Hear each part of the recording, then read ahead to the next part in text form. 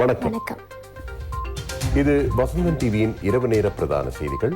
உங்களோடு இணைந்திருக்கும் நாம் ஜெயரஞ்சன் யோகராஜ், எம் கவிதா பாரதி. விரிவான செய்திகளுக்கு செல்வதற்கு முன்னர் தலைப்புச் செய்திகள்.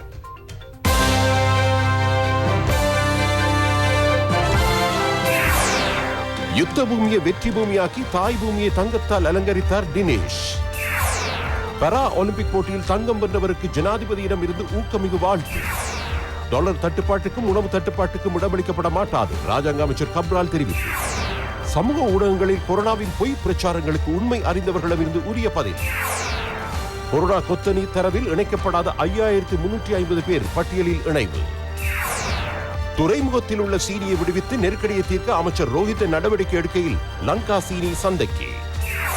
அமெரிக்காவின் லுசியானாவை இருளாக்கியது ஐடா.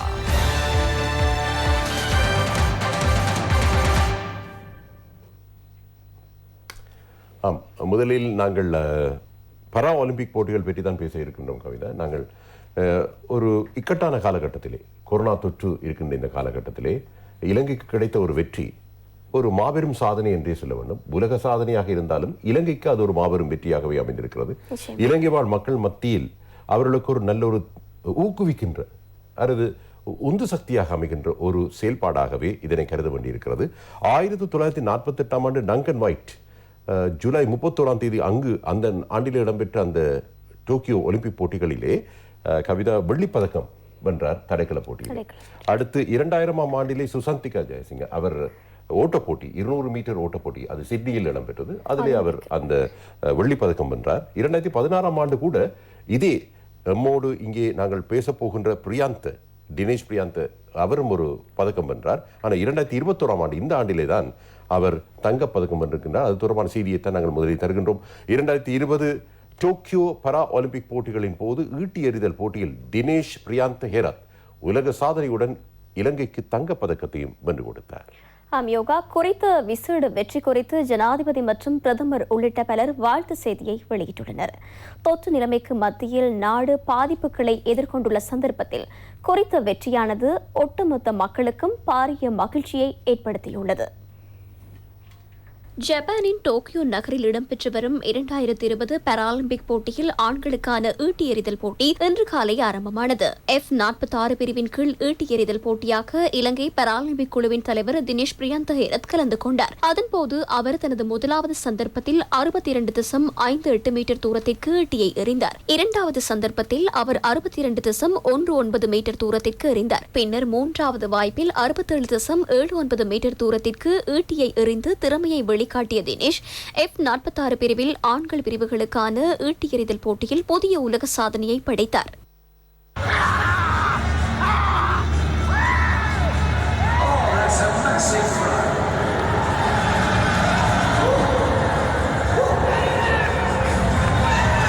அதற்கமைய இன்று இடம்பெற்ற போட்டியில் 67.79 மீட்டர் ஈட்டியை எறிந்து சாதனை படைத்த தினேஷ் தங்கப்பதக்கத்தை வென்றார். இலங்கை வரலாற்றில் இலங்கை வென்றெடுத்த முதலாவது பாராலிம்பிக் தங்கப்பதக்கம் இதுவென்பது விசேட அம்சமாகும். And that was that. The second half of the competition was rather anticlimactic. No one was going to get near it. Fouled with his fifth attempt and didn't bother to throw a sixth.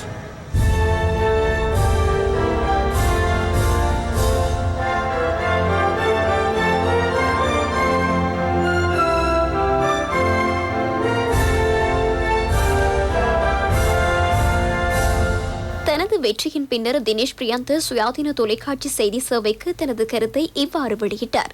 2016 para Olympic போட்டியில் வெண்கல பதக்கம் வென்றேன். என்னுடைய பிரதான இலக்காக தங்கப்பதக்கமே காணப்பட்டது. தங்கப்பதக்கம் மற்றும் உலக சாதனையை எனது பெயரில் எழுதி கொண்டவை எனக்கு பெரும் மகிழ்ச்சி அளிக்கிறது.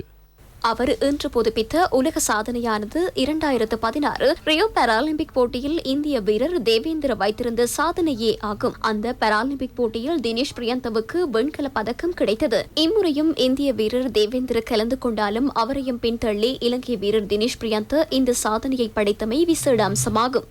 தினேஷ் பிரியாந்த் ஹேரத் கெக்கிராவ பிரதேசத்தைச் சேர்ந்தவர் என்பதோடு அவர் 35 வயதுடையவர் ஆவார். குறித்த வெற்றியை அடுத்து எமது கேமரா குழுவினர் அவரது வீட்டிற்கு சென்றபோது அவர் இலங்கை ராணுவத்தில் பணிபுரிந்தவர். அதேபோல் தினேஷ் பிரியந்த் இலங்கையின் இறுதிக்கட்ட மனிதாபிமான பணியிலும் ஈடுபட்ட ராணுவ வீரர் என்பது விசேட அம்சமாகும். 2004ஆம் ஆண்டு ஆரம்ப பயிற்சியை நிறைவு செய்து கஜபா படைப்பிரிவில் ராணுவ சேவையில் இணைந்த சார்ஜென்ட் தினேஷ் பிரியந்த் ஹேரத் 2008ஆம் ஆண்டு கிளிநொச்சி அகராயன்குளம் பிரதேசத்தில் செயற்பாட்டு பணியில் ஈடுபட்டிருந்த போது இடம்பெற்ற 3வது பயங்கரவாத தாக்குதல்களினால் அங்கவீனமடைந்தார். சுமார் 4 வருடங்களாக சிகிச்சை பெற்றதன் பின்னர் கடந்த 2012ஆம் ஆண்டு விளையாட்டுகளில் ஆர்வம் காட்டினார். ஈட்டி எறிதல் போட்டியில் ஏற்கனவே பல்வேறு வெற்றிகளை அவர் பெற்றுள்ளார்.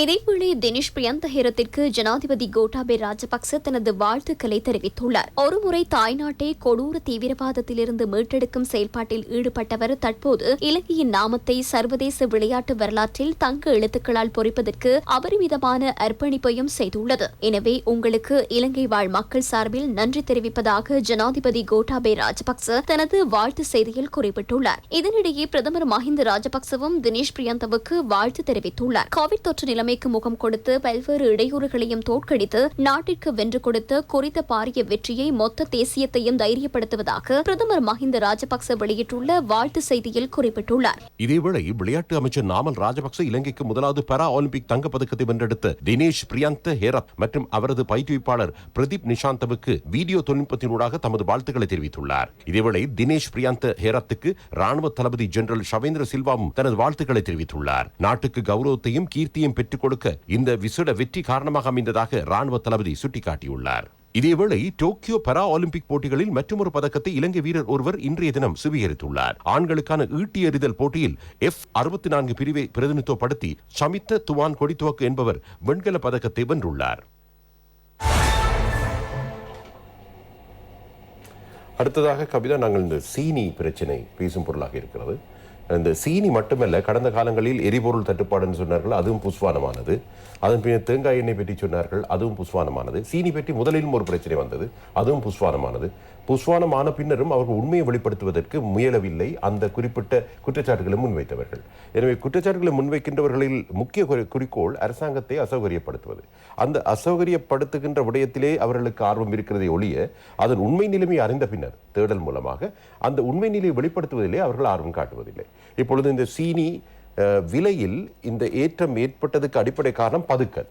பல சீனி உற்பத்தியாளர்கள் தங்களுடைய பெருந்தொகை சீனியை களஞ்சியப்படுத்தி வைத்திருந்தார்கள். அந்த பதுக்கப்பட்டிருந்த சீனி தொகைகள் கூட இப்பொழுது கைப்பற்றப்பட்டன. இப்பொழுது அரசாங்கமே முன் வந்து இப்பொழுது இந்த சீனி விலை ஏற்றத்தை கட்டுப்படுத்த நடவடிக்கை எடுத்திருக்கிறது. அது தொடர்பான செய்தியைத்தான் நாங்கள் முதலில் தருகிறோம். துறைமுகத்தில் சிக்கொண்டுள்ள சீனி தொகையை விரைவில் விடுவித்து சீனி நெருக்கடிக்கு தீர்வு பெற்றுக் கொடுக்கப்படும் என்று அமைச்சர் ரோஹித் அபிகுணவர்தன தெரிவித்தார். இதேபோல வத்தலை பிரதேசத்தில் பதிவு செய்யப்படாது களஞ்சிய சாலையொன்றில் மறைத்து வைக்கப்பட்டிருந்த 4096 மெட்ரிக் டன் சீனி தொகை பாவனையாளர் அலுவல்கள் அதிகார சபையினால் இன்று கண்டுபிடிக்கப்பட்டது.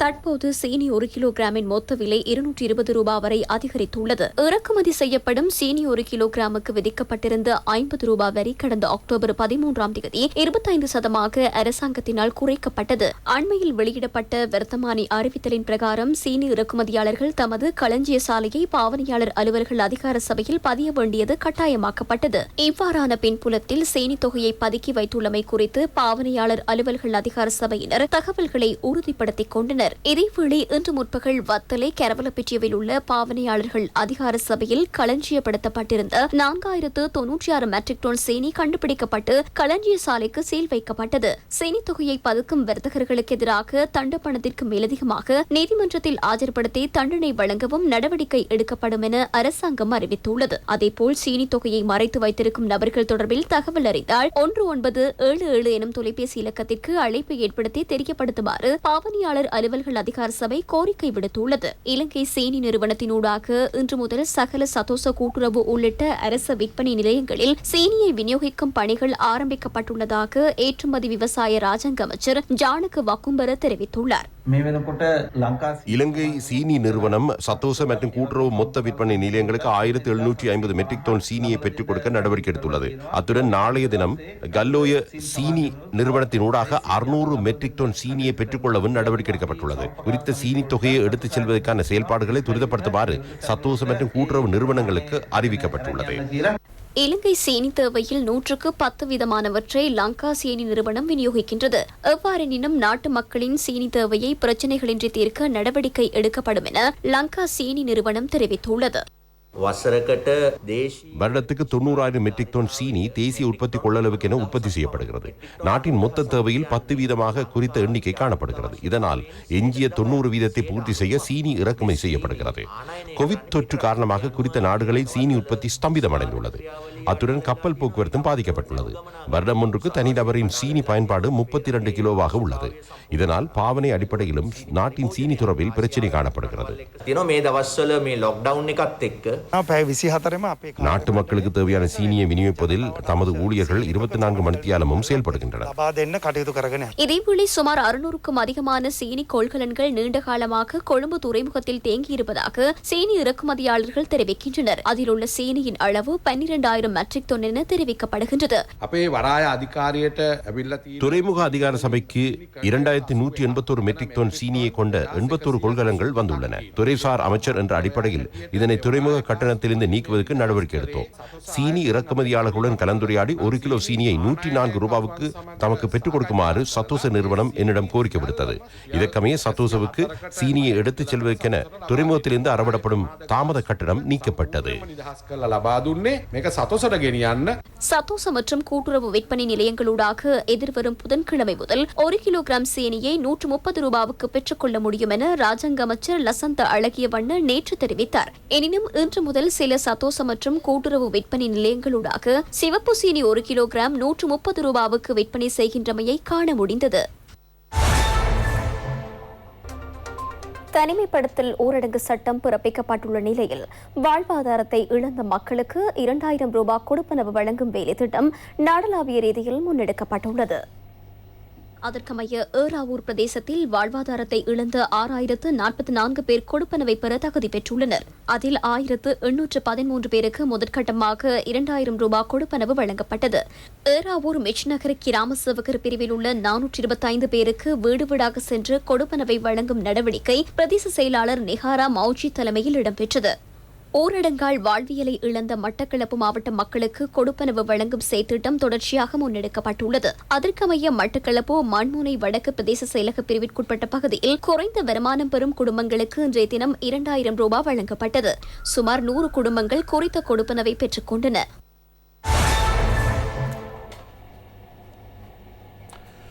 கொரோனா தொற்றாளர்களுடைய விவரம் பற்றியே நாங்கள் அறிய தர இருக்கின்றோம் கவிதா. ஆனால் விடுபட்ட ஒரு தொகை இன்று இணைக்கப்படுகிறது. எனவே இதனையும் அவர்கள் பொறுப்புடன் வெளிப்படுத்த வேண்டும் என்பதே எதிர்பார்ப்பு.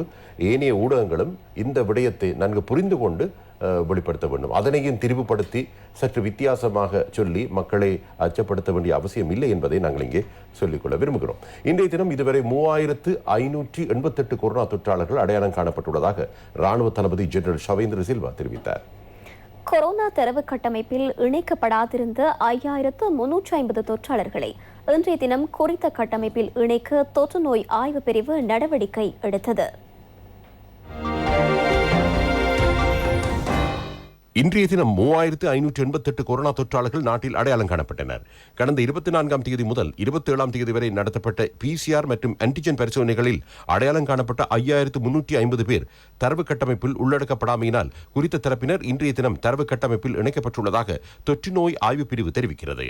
அதற்கமைய இலங்கையில் பதிவாகியுள்ள மொத்த கொரோனா தொற்றாளர்களின் எண்ணிக்கை 4,35,107 அதிகரித்துள்ளது. 50,752 பேர் வைத்தியசாலைகளிலும் சிகிச்சை மத்திய நிலையங்களிலும் சிகிச்சை பெற்று வருகின்றனர். கொரோனா தொற்றுக்கு உள்ளாகியிருந்த 14,394 பேர் இன்றைய தினம் பூர்ண குணமடைந்ததை அடுத்து பூர்ண குணமடைந்தவர்களின் மொத்த எண்ணிக்கை 3,71,992 உயர்வடைந்துள்ளதாக சுகாதார பிரிவு தெரிவிக்கிறது. நேற்றைய தினம் 192 கொரோனா மரணங்கள் தொடர்பில் சுகாதார சேவைகள் பணிப்பாளர் நாயகம் உறுதிப்படுத்தினார். அதற்கமைய நாட்டில் பதிவான மொத்த கொரோனா மரண எண்ணிக்கை 8,775 உயர்வடைந்துள்ளது. இதேவேளை கொரோனா தொற்றுக்கு எதிரான தடுப்பூசியின் 2 டோஸ்களையும் பெற்றதன் பின்னர் நோய் எதிர்ப்பு சக்தி அதிகரிப்பதற்கு 2 வார காலம் செல்லும் என்றும் அது தொடர்பில் கூடிய கவனம் செலுத்தி செயல்பட வேண்டும் என்றும் விசேட வைத்தியர்களின் சங்கம் தெரிவித்துள்ளது. දැන් එන්නත් කරණය අපිට කළ හැකි வெற்றிகரமாக தடுப்பூசி ஏற்றும் பணிகள் இடம்பெற்றாலும் மொத்த சனத்தொகையில் 170% தடுப்பூசியின் 2 டோஸ்களும் வழங்கப்பட்டதன் பின்னர் நோய் எதிர்ப்பு சக்தி உருவாவதற்கு 2 அல்லது 3 வாரங்கள் செல்லும். குறித்த காலப்பகுதியில் நோய் தொற்று ஏற்படாது பாதுகாத்துக் கொள்வது கட்டாயமாகும். குறித்த காலப்பகுதி வரும் வரை பயணத்தடைகளை மீறாது வீடுகளுக்குள் தொற்றை எடுத்து வராது பொறுப்புடன் செயல்பட வேண்டும். இது குறித்தே சகல வைத்திய சங்கங்களும் கூறுகின்றன. වැළඳ ගැනීම හෝ තම නිවසට ගෙන එමින් වළකින්න කියලා මේ කාලය ඇතුළත கர்ப்ப காலத்தில் கொரோனா தொற்றுக்கு உள்ளானால் குறை பிரசவம் ஏற்படுவதற்கு அதிக சாத்தியம் காணப்படுவதாகவும் இதனால் கர்ப்பிணி தாய்மார்கள் தடுப்பூசியை பெற்றுக்கொள்ள வேண்டியது அவசியம் என விசேட வைத்தியர் சித்ராமாலி த சில்வா மீண்டும் தெளிவுபடுத்தினார். கர்ப்பிணி தாய்மார்கள் இதுவரை தடுப்பூசியை பெறாதிருந்தால் உங்களது பிரதேச வைத்திய ஆய்வு நிலையம் அல்லது வைத்தியசாலைக்கு சென்று தடுப்பூசியை பெற்றுக்கொள்ளுமாறு கோரிக்கை விடுக்கின்றேன். இது முக்கியம் வாய்ந்ததாகும். உங்களுக்கு தொற்று ஏற்பட்டால் பாரிய பிரச்சனைகளுக்கு முகம் கொடுக்க வேண்டி ஏற்படும். குறித்த நோய் தொற்றினால் இதுவரை 32 கர்ப்பிணி தாய்மார்கள் உயிரிழந்துள்ளனர். இதனால் கர்ப்பிணி தாய்மார்கள் விரைவாக தடுப்பூசியை பெற்றுக்கொண்டால் நோய் தொற்றிலிருந்து பாதுகாக்க முடியும்.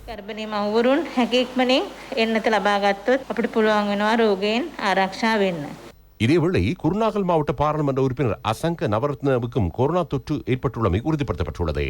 கொரோனா தொற்று பரவல் காரணமாக அவசர தேவைக்கென வழக்குகளை மட்டும் திறந்த நீதிமன்றத்தில் நடத்த உயர்நீதிமன்றம் மேற்கொண்ட தீர்மானம் எதிர்வரும் 3ஆம் தேதி வரை நீடிக்கப்பட்டுள்ளதாக உயர்நீதிமன்ற பதிவாளர் பிரதீப் மகாமுத்துகல தெரிவித்தார். கொரோனா தொற்றுக்கு எதிரான தடுப்பூசி ஏற்றும் வேலைத்திட்டம் நாடளாவிய ரீதியில் வெற்றிகரமாக முன்னெடுக்கப்பட்டுள்ளது. AstraZeneca, Covishield, Sinopharm, Sputnik V, Pfizer மற்றும் மொடர்னா ஆகிய தடுப்பூசிகள் செலுத்தப்படுகின்றன. இவற்றில் ஒரு டோஸ் தடுப்பூசியேனும் செலுத்திக் கொண்டவர்களின் எண்ணிக்கை 1,23,925 ஆகும். 2 டோஸ் தடுப்பூசிகளை செலுத்திக் கொண்டவர்களின் எண்ணிக்கை 70,42,418 ஆகும். குறித்த தடுப்பூசி வேலைத்திட்டத்தை மேலும் வெற்றிகரமாக முன்னெடுத்துச் செல்வதற்கு 1,50,000 ஃபைசர் தடுப்பூசி இன்று அதிகாலை நாட்டுக்கு கொண்டு வரப்பட்டது. குறித்த தடுப்பூசி தொகை நாராயண்பேட்டை இரத்த பரிமாற்ற நிலையத்தில் விசேட அதி குளிரூட்டி பெட்டியில் களஞ்சியப்படுத்தப்பட்டுள்ளது. தனிமைப்படுத்தல் ஊரடங்கு சட்டம் அமல்படுத்தப்பட்டுள்ள நிலையிலும் மட்டக்களப்பு மாவட்டத்தில் 30 வயதிற்கு மேற்பட்டவர்களுக்கு 2ஆம் கட்ட தடுப்பூசி ஏற்றும் பணிகள் முன்னெடுக்கப்பட்டுள்ளன. மாவட்டத்திற்கு மேலும் 1 லட்சம் சைனோபாம் தடுப்பூசி கிடைக்கப்பெற்றதை அடுத்து 2ஆம் கட்ட தடுப்பூசி செலுத்தும் பணிகள் முன்னெடுக்கப்படுகின்றன. மட்டக்களப்பு மாவட்டத்தின் 14 சுகாதார வைத்திய அதிகாரி பிரிவுகளினூடாக இன்றைய தினம் 2ஆம் கட்ட தடுப்பூசிகள் செலுத்தப்படுகின்றன. யாழ் மாவட்டத்தில் சைனோபாம் தடுப்பூசியின் 1வது டோஸை செலுத்திக் கொண்டவர்களுக்கான 2வது டோஸை செலுத்தும் நடவடிக்கை இன்று இடம்பெற்றது. 87 கிராம சேவையாளர் பிரிவில் உள்ள 29 சுகாதார வைத்திய பணிமனை ஊடாக தடுப்பூசி ஏற்றும் பணிகள் முன்னெடுக்கப்பட்டுள்ளன. இதன்போது 30 மற்றும் 60 வயதிற்கு மேற்பட்டவர்கள் தடுப்பூசிகளை பெற்றுக் கொண்டனர். நாவிதன்வெளி சுகாதார வைத்திய அதிகாரி அலுவலகத்தினால் சைனோபாம் தடுப்பூசியின் முதல் டோஸை பெற்றுக்கொண்ட அரசு உத்தியோகத்தர்களுக்கு 2வது டோஸை வழங்கும் பணிகள் இன்று முன்னெடுக்கப்பட்டன. சுகாதார வைத்திய அதிகாரி டாக்டர் டி வினோதினி தலைமையில் இடம்பெற்ற குறித்த நிகழ்வில் அரசு திணைக்களங்களில் பணியாற்றும் உத்தியோகத்தர்கள், ஆசிரியர்கள், உள்ளூராட்சி மன்றங்களில் கடமையாற்றும் உத்தியோகத்தர்கள் மற்றும் ஊழியர்கள், பாதுகாப்பு படையினர் ஆகியோர் 2ஆம் கட்ட கோவிட் தடுப்பூசியை பெற்றுக் கொண்டனர்.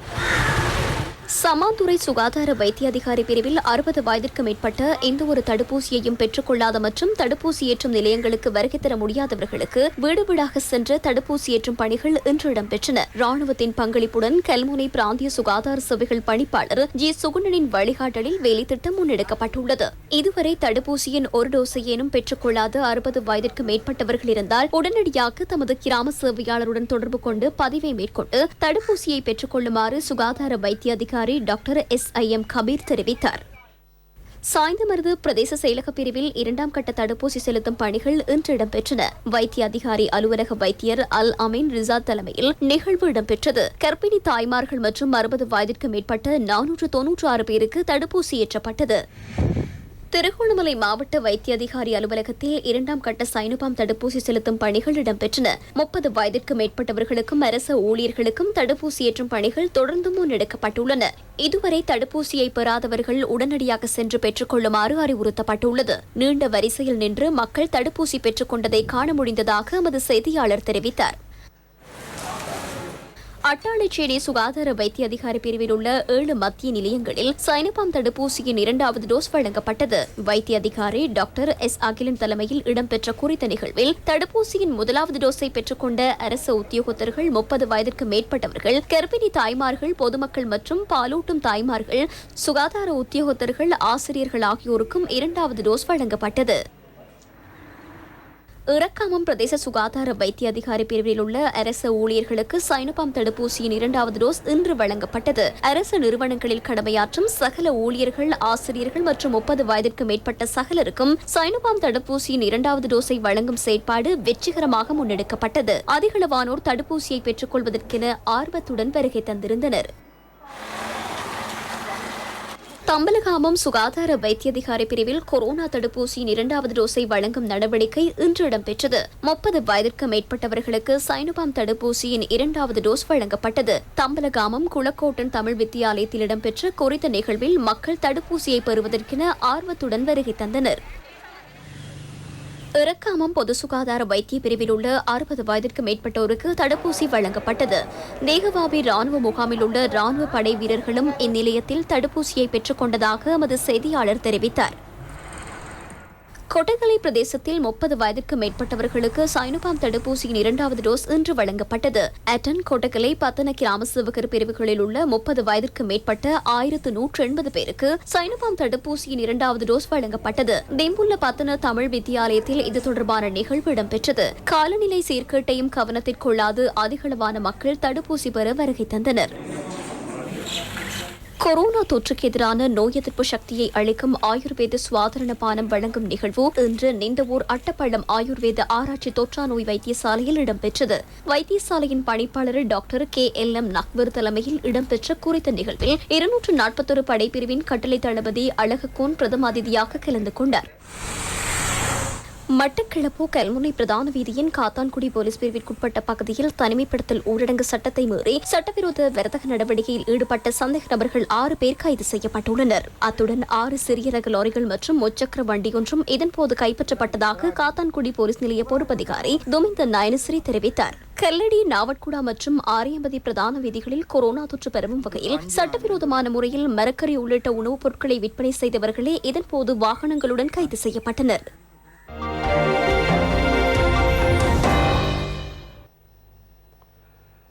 கொரோனா தொற்று பரவலுக்கு மத்தியில் சமூக வலைத்தளங்களில் பலர் பல செய்திகளை வெளியிட்டு வருகின்றனர். அதனை திரிவுபடுத்தி பெருப்பித்து காண்பிக்கின்றனர். சிலர் தமக்கு உரிமை கோரப்படாத செய்திகளை கூட தெரிவித்து வருகின்றனர். இராணுவ தளபதி கூற வேண்டிய செய்தியை தாம் தெரிவித்ததாக சொல்லுகின்ற தன்மை.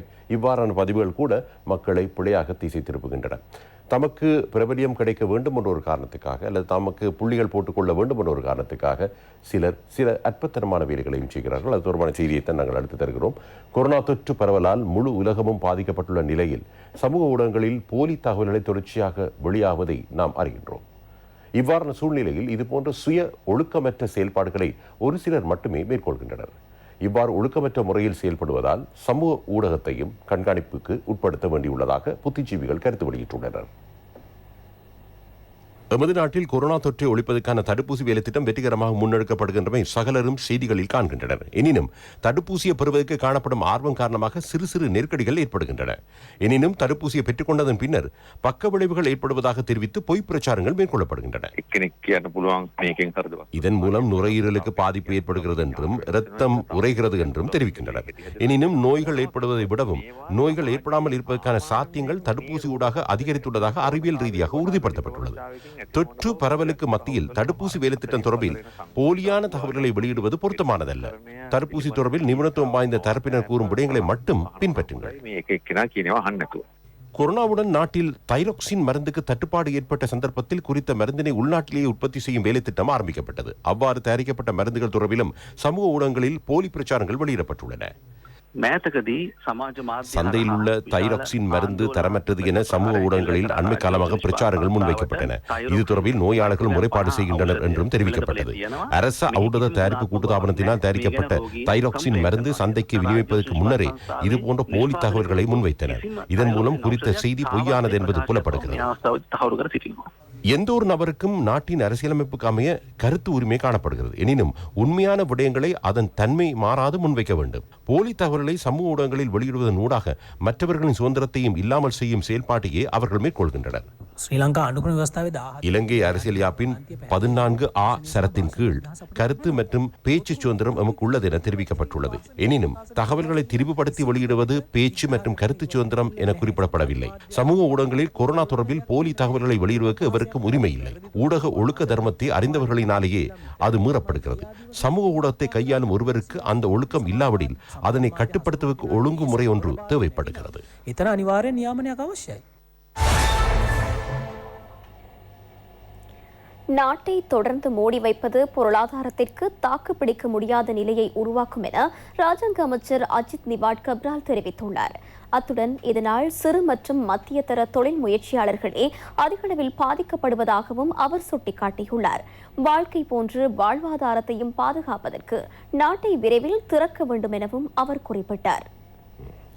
அதேபோன்று டாலர் தட்டுப்பாடு ஏற்படாது இருப்பதற்கு தேவையான சகல நடவடிக்கைகளும் எடுக்கப்பட்டுள்ளதாகவும் அத்தியாவசிய உணவுப் பொருட்களுக்கான தட்டுப்பாடு ஏற்படுவதற்கு இடமளிக்கப்பட மாட்டாது என்றும் ராஜாங்க அமைச்சர் அஜித் நிவாட் கப்ரால் இன்று தெரிவித்தார். நாட்டை தொடர்ந்து மூடி பிரச்சனையிலிருந்து விடுபட முடியாத நிலைக்கு கொண்டு வரவே எதிர்க்கட்சி முயற்சிக்கிறது. துறைமுகத்தை மூடுமாறு கூற முடியுமானால் 800 இடங்களில் ஆர்ப்பாட்டங்கள் இடம்பெறும் போது அவற்றை தடுத்திருக்கலாம். கட்சித் தலைவர்கள் மற்றும் பொருளாதார வல்லுநர்களாக இருந்தாலும் அவர்களுக்கு சிறிய மற்றும் மத்திய தர தொழில் முயற்சியாளர்களுக்கென நாம் மேற்கொள்ள வேண்டிய நடவடிக்கை குறித்து அவர்கள் புரிந்து கொள்ளவில்லை. உலக வங்கி குறித்து பில்லியன் 2.2 என கூறுவதில் பயனில்லை. தமது இடியப்பங்களை விற்பனை செய்ய முடியவில்லை என்றால், முச்சக்கர வண்டியை செலுத்த முடியாதென்றால், தமது மரக்கரியை நடமாடும் வர்த்தகத்தின் ஊடாக விற்பனை செய்ய முடியாது போனாலோ அதுவே அவர்களின் பாரிய பிரச்சனையாகும். மாத சம்பளம் எடுக்கும் அரசியல்வாதிகளுக்கு இதில் எந்தவித பிரச்சனையும் இல்லை. வாழ்க்கையை போன்றே வாழ்வாதாரமும் முக்கியமாகும். இதனால் வெகு விரைவில் இந்த நிலையை மாற்றி நாட்டை திறக்க வேண்டும் என்பதே எனது கருத்து. இவ்வாறு பிரச்சனைகள் காணப்படும் நிலையிலும் 120 மில்லியன் அமெரிக்க டாலருக்கும் அதிக நிதியை நாம் தடுப்பூசிக்கென செலவிடுகிறோம். மேலும் செலுத்த வேண்டியுள்ளது, அவற்றையும் செலுத்துவோம்.